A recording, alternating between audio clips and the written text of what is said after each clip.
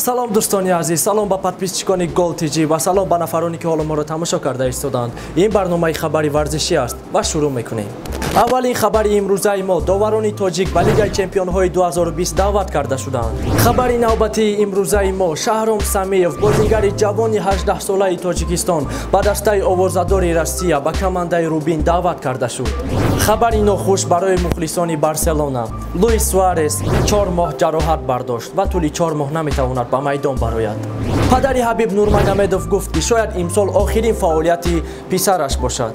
تبریک میکنه مخلصان ریال مادرید را برای جایزه نوبتی. روز 9 январ ریال مادرید با اتلتیکو مادرید قوازمایی نمود و این بازی با حساب 0-0 انجام یافت. ولی در سلسله پنالتی ریال مادرید 4-1 غالب شد.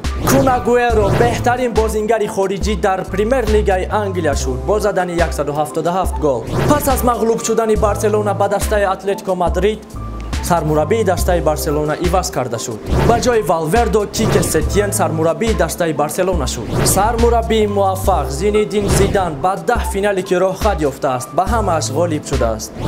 دوستان عزیز، یک بار دیگر یادآور میشویم که روز 18 январ کونور مکگرگور بر ضد سرونا قوازمایی مینماید. دوستان عزیز، چه خیلی که ما و شما میدونیم به نزدیکی انور چرگیسف با نورالله علیف محاربه دارند و انور چرگیسف در اینستاگرام خودش قید کرد که ما با نورالله علیف نشان میدهیم که کی چمپیون حقیقی است.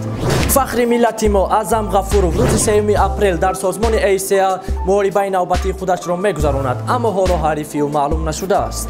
محمد نعیمов با دانا وایت مراجعت نمود که میخواهم که اولین رزمگر تاجیک در UFC باشم و او گفت که من الکی آماده هستم. دوستان عزیز، تشکر که با ما بودید. این بود خبرهای امروزه ما و اگر که شما خواهید در صورت حساب شما 20 سومانی گذرانیده شود، پس بر رقم‌های در کامنتار ذکر پیت بوده نویسید و با شما 20 سومانی میگذرانم. تشکر زیاد که با ما بودید. خیر دوستان عزیز، تا برنامه آینده.